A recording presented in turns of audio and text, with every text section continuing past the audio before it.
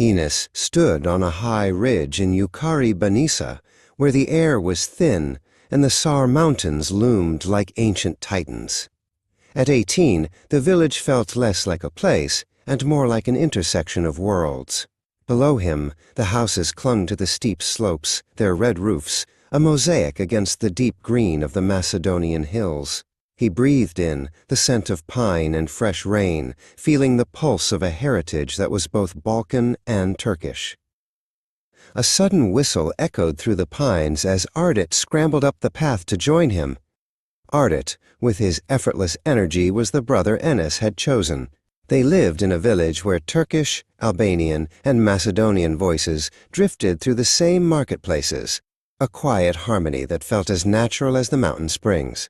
Ardit carried a football, spinning it on one finger, a restless energy always radiating from him. Ardit pulled a claret and blue jersey from his bag, the colors of Hoca'dan Trabzonspor. In this village, the loyalty to the Turkish club was a sacred thread connecting them to the Black Sea shores. To Ardit and the local youth, these colors represented more than a team. They were a symbol of the enduring bond with Turkey, a heritage that flourished even hundreds of miles away in the heart of North Macedonia. They looked toward the village center, where the Recep Tayyip Erdogan Stadium sat like a modern jewel among the traditional homes. Built with the support of the diaspora and reflecting the village's deep ties to Turkey, the stadium was their pride. It was a place where the modern world met ancient roots, a testament to the success of those who had traveled far but never forgotten the soil of Hoca'dan.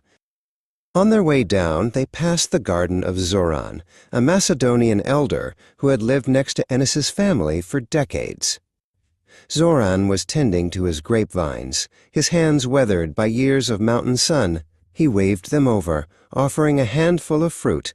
In the simple exchange of greetings in 3 languages, Enes saw the true strength of their village, the quiet, daily respect between different souls sharing the same earth. Later, Enes sat with Hikmet at a small cafe overlooking the valley.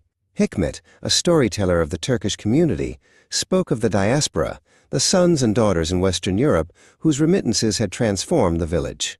They built the houses in the stadium, Hikmet said, pointing toward the new construction. But you, the young Pens, must build the bridges of the spirit so our traditions don't get lost in the concrete. Ardit's focus, however, was on the pitch. Under the bright lights of the stadium, he practiced his footwork. Each strike of the ball against the net was a rhythmic heartbeat. For Ardit, football was the language that needed no translation, a way to honor the claret and blue while carving out his own path. He moved with the precision of someone who knew exactly where he belonged. Enes returned to his desk that night, the weight of Hikmet's words settling in his mind. He opened his journal to write about the 3-chord braid, the Turkish, Albanian, and Macedonian lives woven so tightly together in Hoca'dan. He realized that his identity wasn't a choice between these influences, but a beautiful, complex sum of them all, anchored by the mountains and the modern dreams of his peers.